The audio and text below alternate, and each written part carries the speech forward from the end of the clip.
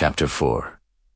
The Carew Murder Case. Nearly a year later, in the month of October 18th, London was startled by a crime of singular ferocity and rendered all the more notable by the high position of the victim.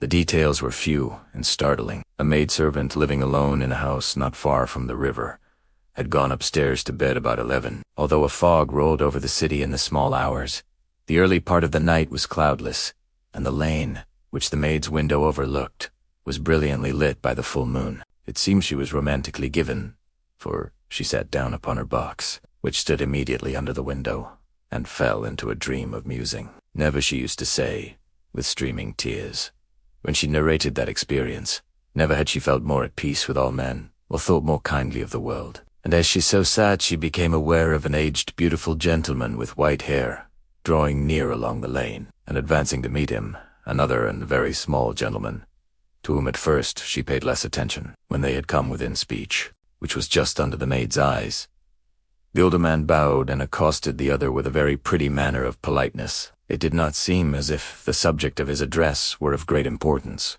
Indeed, from his pointing, it sometimes appeared as if he were only inquiring his way. But the moon shone on his face as he spoke, and the girl was pleased to watch it. It seemed to breathe such an innocent and old-world kindness of disposition, yet with something high, too, as of a well-founded self-content. Presently, her eye wandered to the other, and she was surprised to recognize in him a certain Mr. Hyde, who had once visited her master and for whom she had conceived a dislike. He had in his hand a heavy cane, with which he was trifling, but he answered never a word, and seemed to listen with an ill-contained impatience. And then all of a sudden he broke out in a great flame of anger, stamping with his foot, brandishing the cane, and carting on as the maid described it like a madman. The old gentleman took a step back, with the air of one very much surprised, and a trifle hurt, and at that Mr. Hyde broke out of all bounds and clubbed him to the earth. And next moment, with ape-like fury, he was trampling his victim underfoot and hailing down a storm of blows, under which the bones were audibly shattered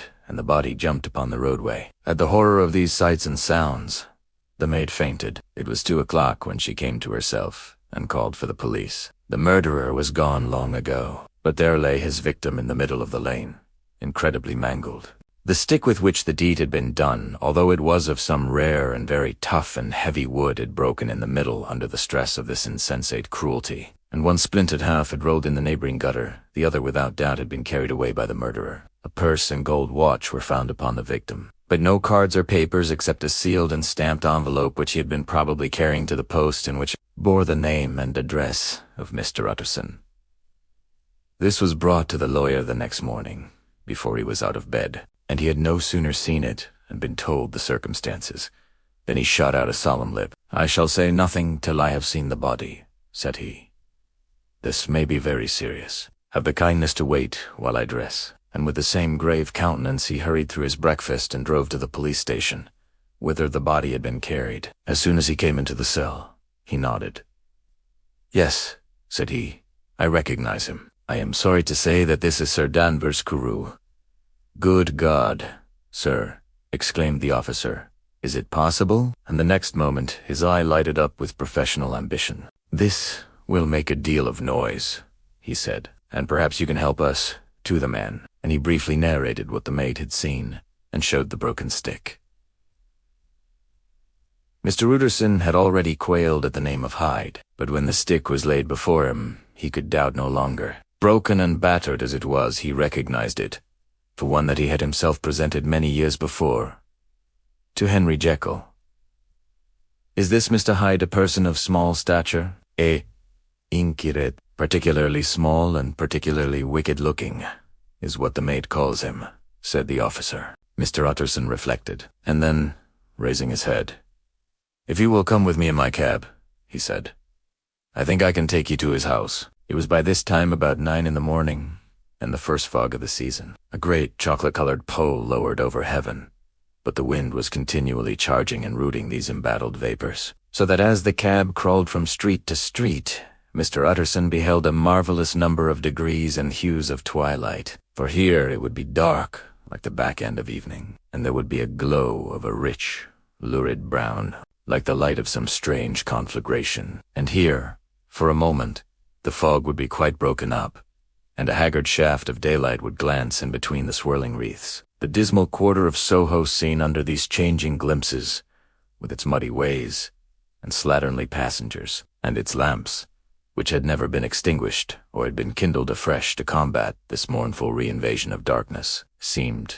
in the lawyer's eyes, like a district of some city in a nightmare. The thoughts of his mind, besides, were of the gloomiest and when he glanced at the companion of his drive, he was conscious of some touch of that terror of the law and the law's offices, which may at times assail the most honest. As the cab drew up before the address indicated, the fog lifted a little and showed him a dingy street, a gin palace, a low French eating-house, a shop for the retail of penny numbers and twopenny salads, many ragged children huddled in the doorways, and many women of many different nationalities passing out, key in hand, to have a morning glass. And the next moment the fog settled down again upon that part, as brown as umber, and cut him off from his blackguardly. This was the home of Henry Jekyll's favourite, of a man who was heir to £250,000 sterling. An ivory-faced and silvery-haired old woman opened the door. She had an evil face, smoothed by hypocrisy, but her manners were excellent. "Yes," she said. This was Mr. Hyde's, but he was not at home. He had been in that night very late, but he had gone away again in less than an hour. There was nothing strange in that. His habits were very irregular, and he was often absent. For instance, it was nearly 2 months since she had seen him till yesterday. "Very well, then.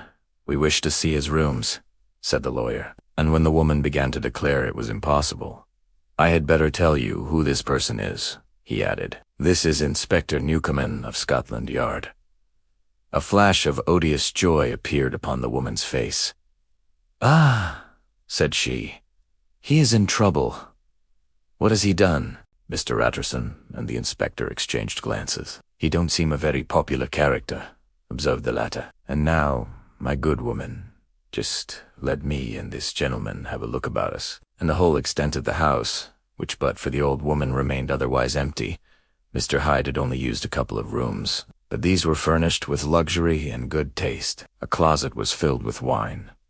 The plate was of silver, the napery elegant. A good picture hung upon the walls, a gift, as Utterson supposed, from Henry Jekyll, who was much of a connoisseur, and the carpets were of many plies and agreeable in colour. At this moment, however, the rooms bore every mark of having been recently and hurriedly ransacked. Clothes lay about the floor with their pockets inside out, lock fast.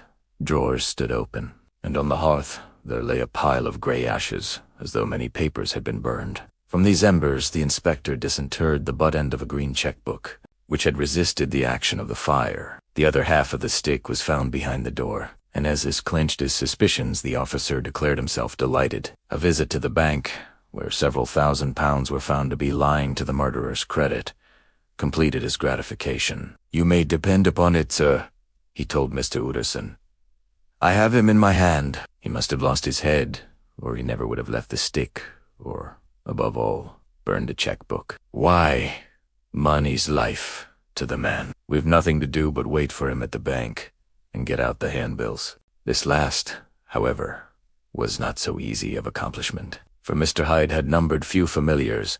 Even the master of the servant maid had only seen him twice. His family could nowhere be traced. He had never been photographed, and the few who could describe him differed widely, as common observers will. Only on one point were they agreed, and that was the haunting sense of unexpressed deformity with which the fugitive impressed his beholders.